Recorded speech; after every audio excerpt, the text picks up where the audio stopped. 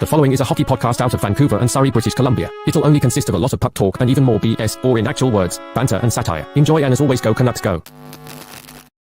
Are you ready to get creamy and dreamy? Are you not quite sure what that means? We'll find out next year on Locked On Canucks.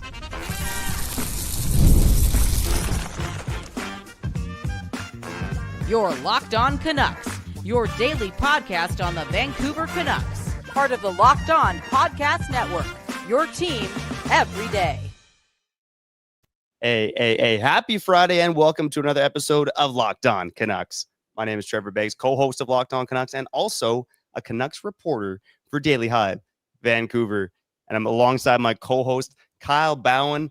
And even more important than that, we got the creamiest, the dreamiest. He is the host of the Cream of the Crop Fantasy Podcast and co-host of the Apple Ginos Fantasy Hockey Podcast. He's actually the second best dad in the world. It's not me. I might be the third best dad in the world. He is Blake Creamer, my man, you beauty. What's going on, buddy? I love chopping it up with you boys here. I'm excited to get the biz and talk about some fantasy puck here.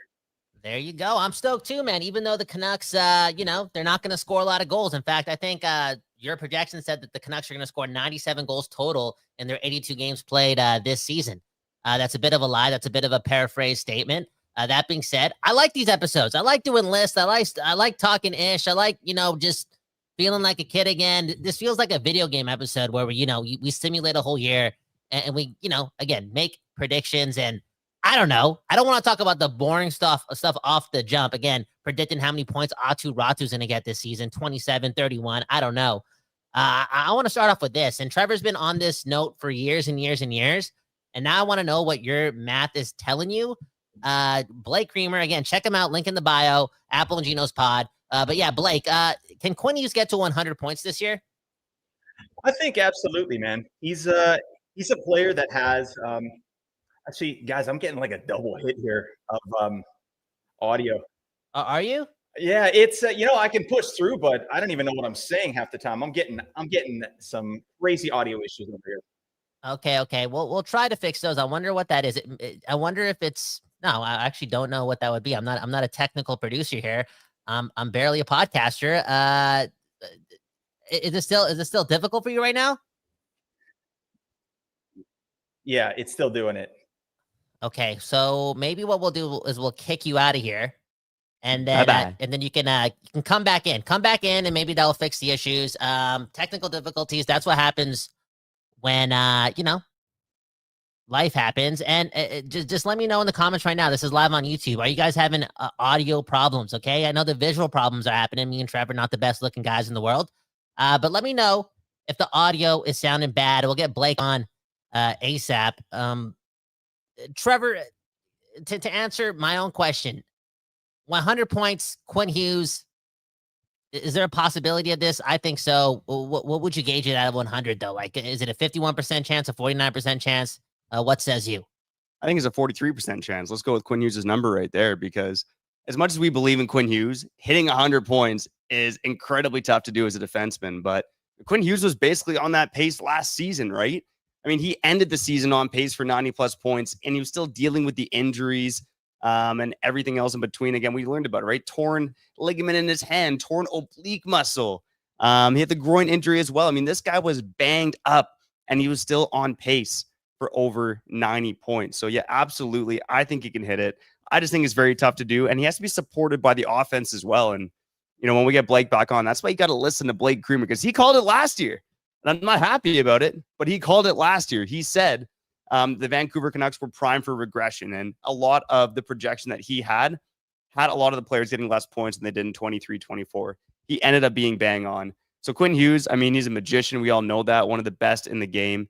But he also needs help from the forwards and the rest of the team to, actually score goals and get points. And again, We'll get Blake on. I don't know if it sounds better for you. Does it or does it not? Oh, it does? Okay. So can Quinn Hughes get to 100 points? Trevor says there's a 43% chance. We don't have JT Miller, his favorite power play mate anymore. The power play may not be as successful, but is there a chance for him to get 100? Because I still like to think so. He seems like the greatest player of all time sometimes, to me, like for real. let's say he has a 69% chance of making 100 points. All right. I think we talked about that last time I was on. Yeah. I think if a player can do it, Quinn Hughes can absolutely do it. I think it's in the wheelhouse. Like, this guy's had 3 straight seasons of 2 straight seasons of 92-point pace. Right. And everything goes through him on this team. And that's what's really exciting about Quinn Hughes. We've got him projected for another 92 points here this year. Wow. So, but I mean, isn't that crazy though? We're just straight up like, it's an easy projection, 90 points for Quinn Hughes. I feel like he's locked in. And I would argue that Quinn Hughes is one of those players that's the most important to his team, right? Like, and that's why all this talk about Quinn Hughes potentially not signing a contract here is so scary for the Canucks, because he is everything to this team, right? And I think that there's a good shot he can, but a lot is going to have to go right, and it's going to have to start with his teammates, right? We're going to have to get some conversion, some production from some other guys here on the team for Quinn Hughes to do that, because he got 92 points just by himself. He willed it just by being out there and doing stuff. So he's going to need some help from his teammates. Yeah, absolutely. And of course, the one guy who should help that the most is Elias Pettersson. And I feel like, Blake, this is probably the hardest player to project. I mean, there's a couple other guys on my mind that I want to run by you, because like I said, as we booted you out, what assholes we are, you nailed it on the head last season, man. You talked about regression for this team. You were bang on. But in terms of Elias Pettersson, of course, he regressed harder than anybody else. Now, what is your confidence in an Elias Pettersson bounce back? And more importantly, for the fantasy heads out there, what are you projecting for Elias Pettersson this upcoming season? Yeah, that's a good question. And that should be the fantasy question for the Vancouver Canucks, just because, I mean, what has happened to this guy? Like, it's really been hard to watch, honestly, but my confidence level is not high, but I do feel like Elias Pettersson was a player that kind of thought that he could sort of just rely on his talent alone. You know what I mean? And he is talented. He's supremely talented, and we know this. But, I remember Rick Tocchet saying in the offseason here, he didn't come in shape, or there's some things that he could have done maybe to prepare himself a little better. And I think he knows that now, right? And he's also felt the full wrath of this Vancouver hockey market here. And it's you get paid $11 million. You cannot pace for 58 points, my guy. We don't do that. All right. And the team can't win that way either. Right. So all that to say, I think, based on all the garbage that went on last year with Miller and Petey and just the bad vibes all around the team, I'm giving him a pass on last year. But I mean, in fairness too, like, he was bad the half season before that one too. So, I'm projecting that he'll bounce back a little bit here. I've got him for 74 points, 31 goals, 43 assists. I think that's light, right? That's a light projection, but I mean, he just paced for 58. So now we're almost putting 20 more points on top of that. Like, it makes sense, but we kind of need to see it, right? And one of the things that Elias Pettersson needs to do, shoot the puck, my guy. What are you doing? Elias Pettersson needs to be the hammer. All right. He needs to be the guy at the end of passes, especially on the power play. Like, his shots went way down on the power play. Now that Miller's gone, I think that, he should be the guy at the end of passes, hitting that 1T on the right flank there and getting to biz. So, in fantasy leagues too, he's good in category leagues. The guy, he hits pretty well, and he blocks really well for a forward as well. So I like Elias Pettersson this year as a bounce back candidate. I think he's good value in your fantasy drafts, because he used to be like a second to third round guy. Now you can get him round 5, round 6, round 7. I've seen Elias Pettersson, like, how the mighty have fallen. But Petey, he's good to go. And I have some confidence that he's going to bounce back. It's just how much. Where would you be taking Pettersson in fantasy drafts, Blake? I like him in round 5. I've been getting him. I've been doing a lot of mock drafts, and I've been getting him in round 5, and that feels amazing. Like, Pettersson is dual eligible on Yahoo as well, which means he can play center or left wing. They have him in Yahoo, so you can fit him in your lineup.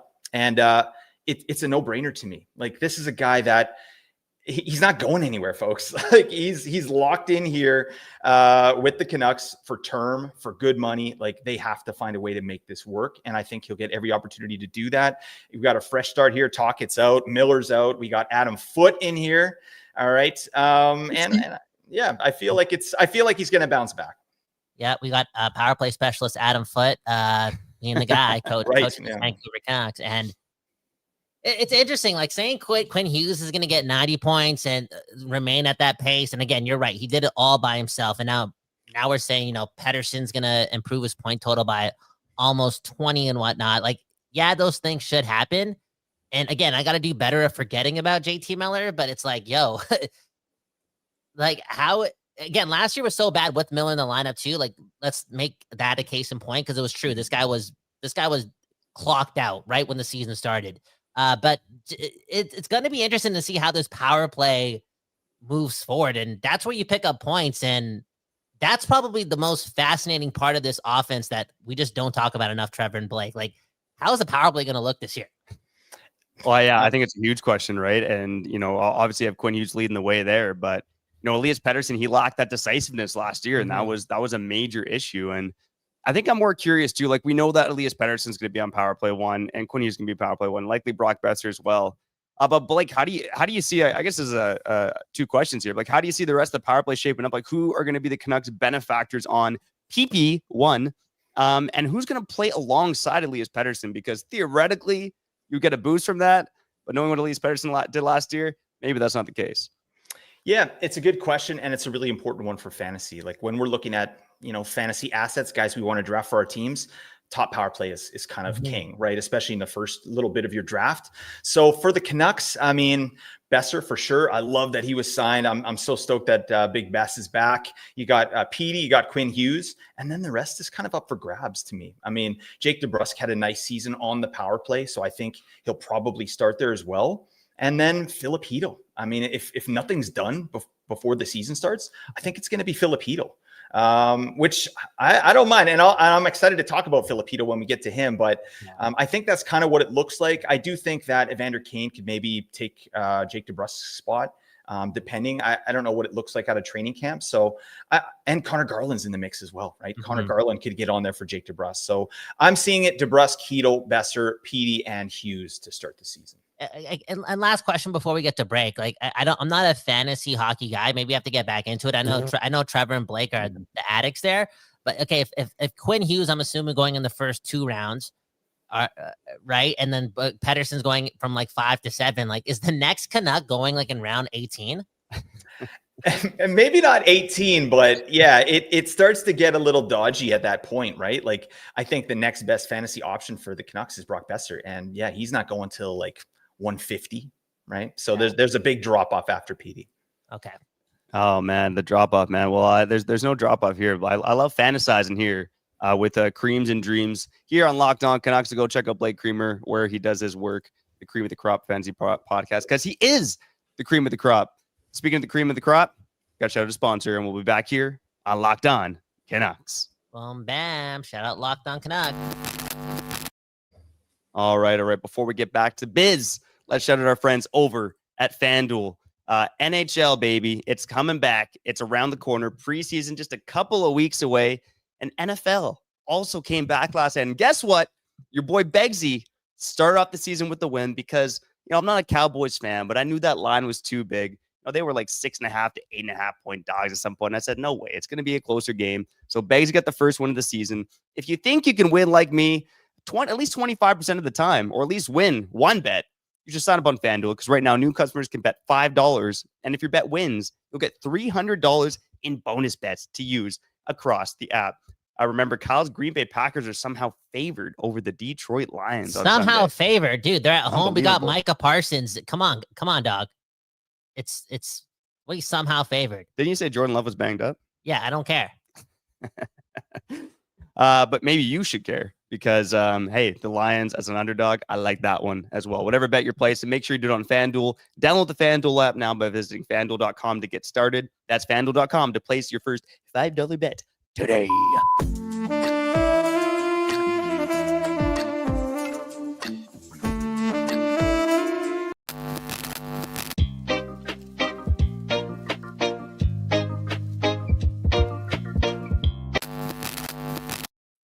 People, we back doing this, and that's talking about your Vancouver Canucks and fantasy hockey. Shout out to Blake Creamer, link in bio to the pod, the Apple and Ginos podcast universe. Fun stuff. Dude, you guys are killing it, man. I'm even seeing a bunch of close to 5-star reviews on the Spotify side of thing, over 300. You guys are, I don't play fantasy sports, but fantasy hockey, I'm sorry, but if you are interested in that, hit the link in the bio, because Blake, it seems like you guys are. I know you're a humble guy, but you guys are doing good work. Well, I thank you. I appreciate that. My mom seems to think so. I mean, yeah, she took those 5-star reviews. She puts them right on the fridge. It's excellent, right? It just feels good. You know, you walk by, you're getting a glass of milk, and then it's right there. So, yeah, but we're having a good off season. This is the funnest time of the year for us in fantasy. This is what we call draft season, right? And we're getting prepared for our fantasy drafts. And, you know, this is where kind of everything spikes for us. And then, yeah, things kind of peter out when people, you know, get busy with their lives and don't understand that fantasy hockey is king and should be the number one priority in your life. So, you know, but for now, we're having a good time. There you go. Well, creams and dreams. I'll never be too busy for you, my man. And Thank you, buddy. I know it's time to get busy with fantasy hockey. I'm almost wondering if we should have a Locked On Canucks fantasy league. You know what? Maybe get you back into the dance. You know, if you're listening right now, you want to play fantasy hockey with Kyle and I, hit us up. Kyle's rusty. Damn. So he's ripe for the taking. But I'm gonna get Blake's fantasy guide, and I'll own all you guys because I actually read books, unlike you guys, you effing losers. I'm just getting a little sensitive here. I'm sorry.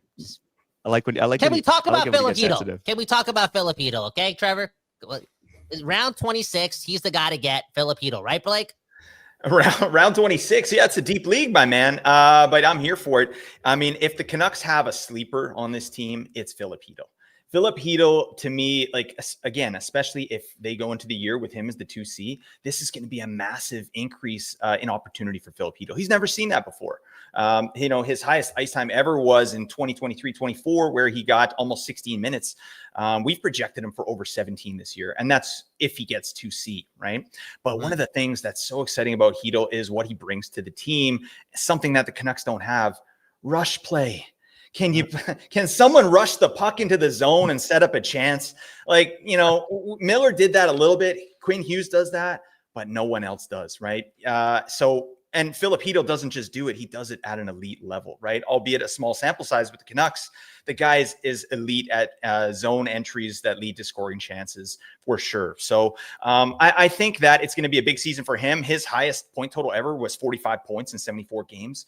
We've projected Filip Chytil for 24 goals, 31 assists, 55 points. Ooh, okay. Bang, let's get the bid. And that's, to me, this is a guy you can pick with your last pick, right? But I'm interested in your guys' take on this as well. Like, how do you see the Canucks lining up? Because something that I think about a lot for fantasy is line construction. Like, how is a line constructed? And I'm not convinced that having Petey, Boeser, and like DeBrusk on line one is the right thing. I like a player like Filip Chytil and Boeser maybe playing together. So that, because Boeser he's not the guy, you know, bringing the puck in and setting things up. Chytil is. Boeser's the guy at the end of passes. So how do you guys see that? Because I'm seeing Petey and Kane and Chytil and Boeser. Yeah, and like it's I feel like I had a place in mind for somebody like Evander Kane to actually play with Filip Chytil, and I'm more looking towards him being more of a protector and also a shooter for Filip Chytil. But then I just heard Filip Chytil like 2 weeks ago on 100% Canucks with Landon Ferraro and John Shannon talking about how he just wants to shoot the puck. Like, that's his thing. And, you know, you kind of like close your eyes and you think about what Filip Chytil was doing with the Canucks last year. And you're like, I get it. You know, he likes to go coast to coast. He talked a lot about that too. He likes to go one-on-one. That's his thing. Like, is this guy much of a playmaker? I don't know. So it's like, do you want Evander Kane with them? Probably not. Is it Connor Garland then? Maybe. Yeah, I think that Chytil can be a playmaker. And maybe not, I wouldn't identify him as a playmaker, but there aren't a lot of guys on this Canucks team that are good facilitators. There just isn't. Connor Garland is one, right? And Filip Chytil is one.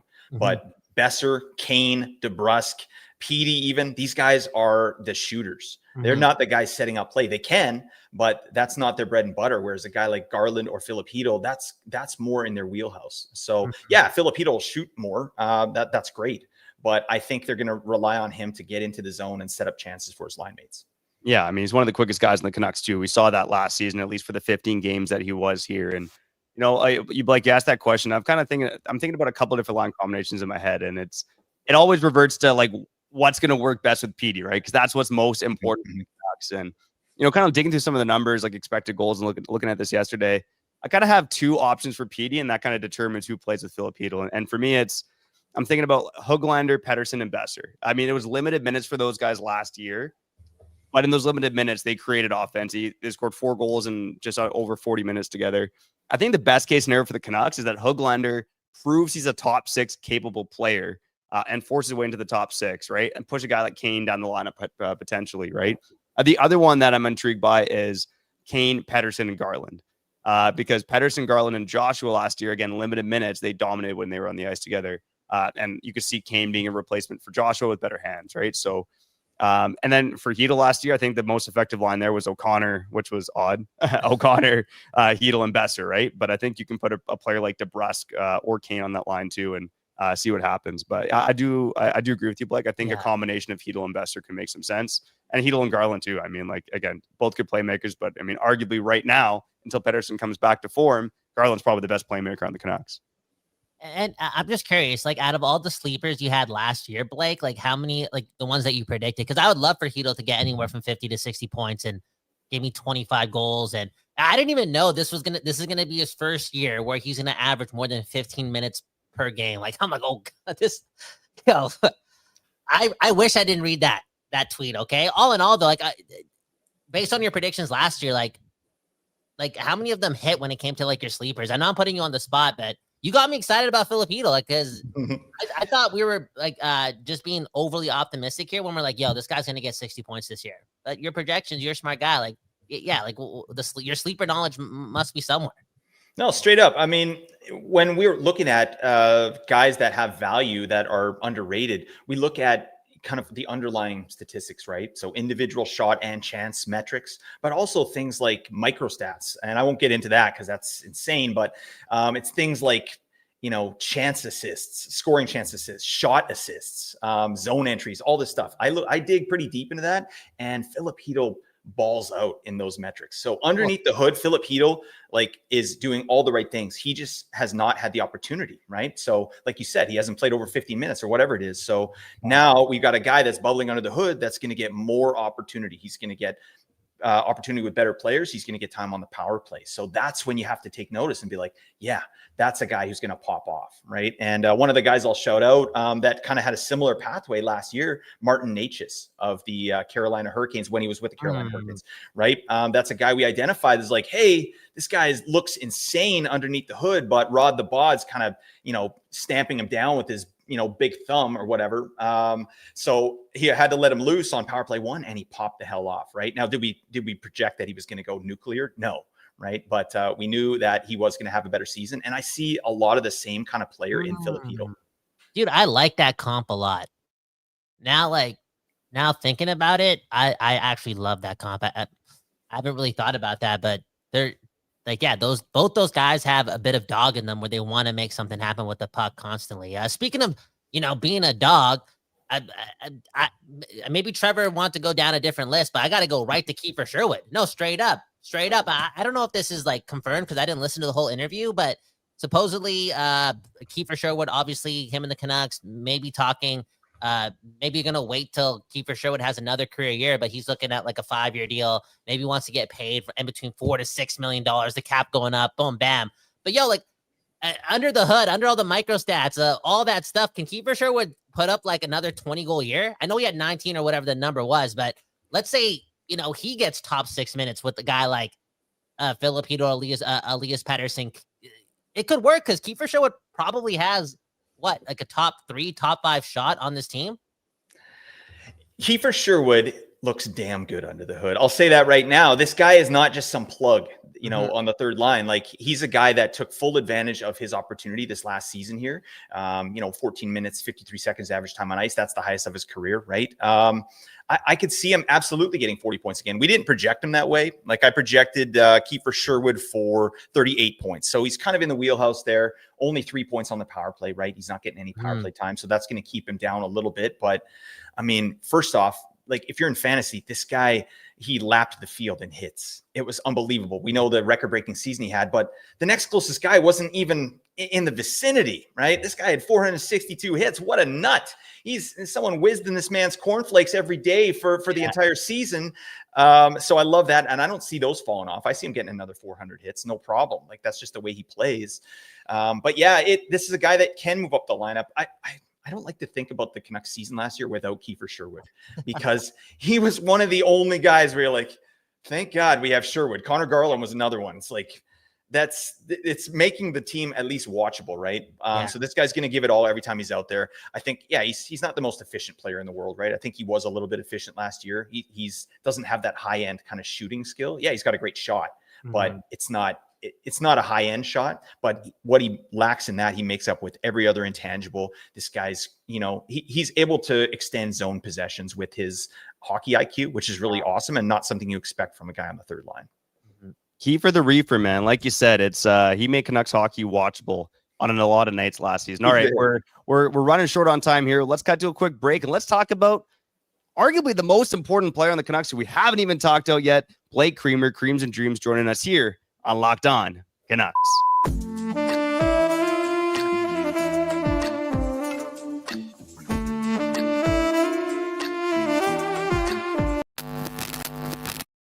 Okay, we back doing this, talking about your Canucks. One love to you and you and you and you and you and you. Again, hit the links in the bio. I guess we gotta start a fantasy hockey league this time around.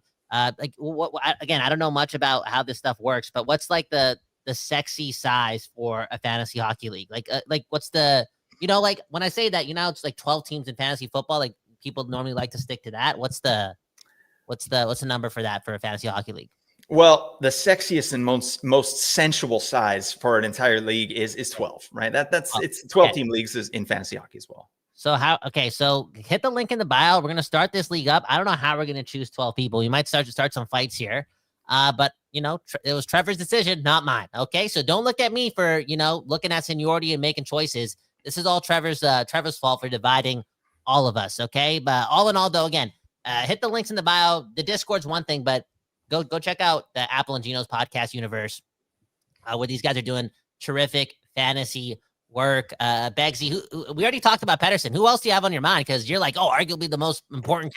Is it like, who is it? It's Thatcher Demko, right? Oh. And in general, such a weird season for Demko last year with all the injuries, barely played. I got a couple things in my mind with Demko. I guess, what's your projection for him? Where does he rank among other goalies? And just generally speaking, in fantasy hockey nowadays, goaltending is a tough thing to navigate. So maybe what's some of your advice there? Because there's so many 1A, 1B situations across the league right now. Yeah, that's a good question. And I should preface that we don't project the goalies because of that very reason, right?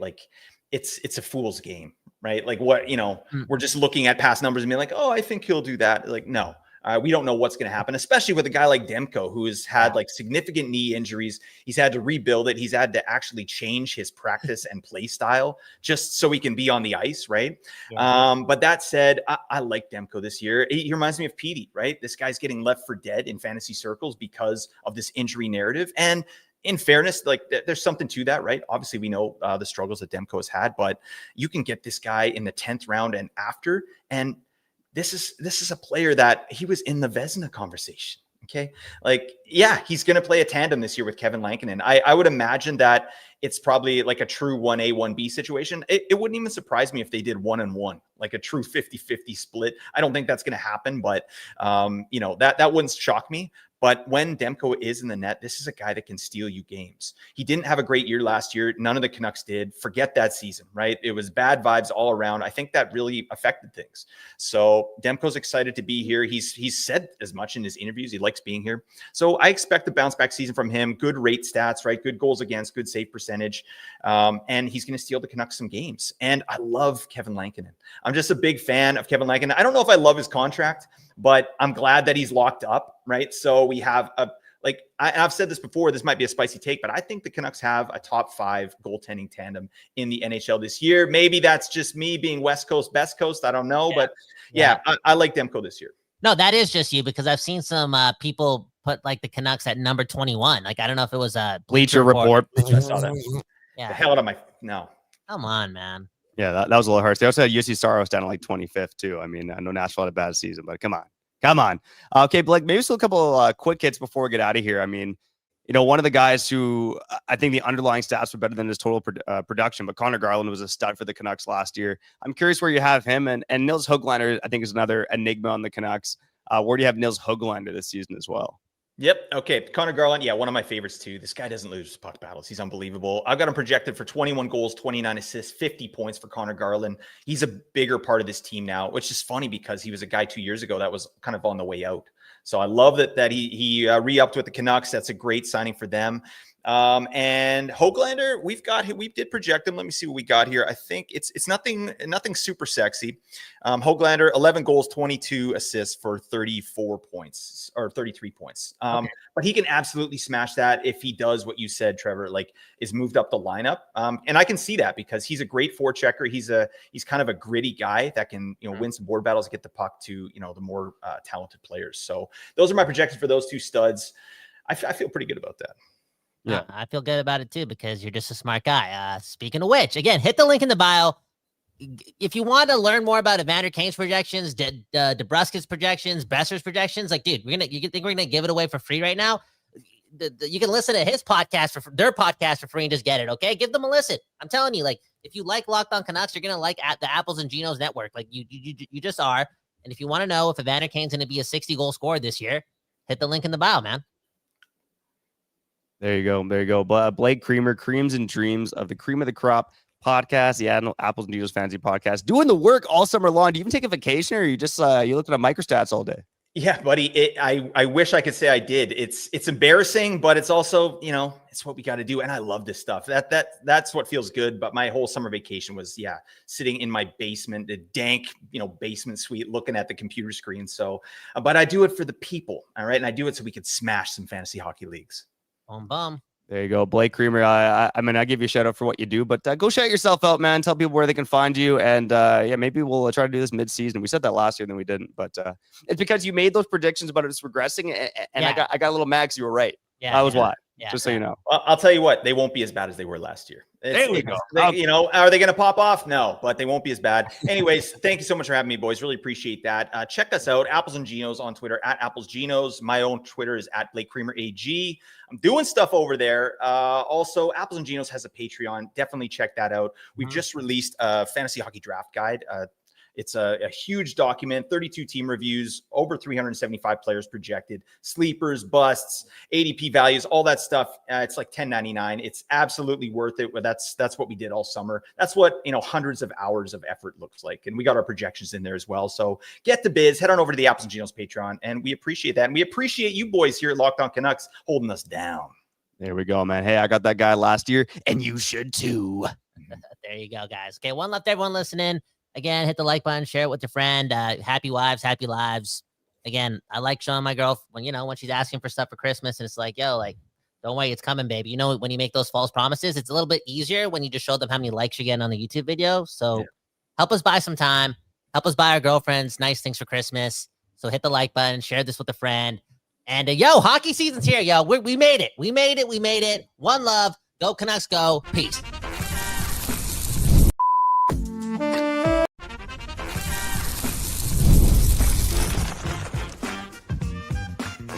You're Locked On Canucks, your daily podcast on the Vancouver Canucks, part of the Locked On Podcast Network, your team every day.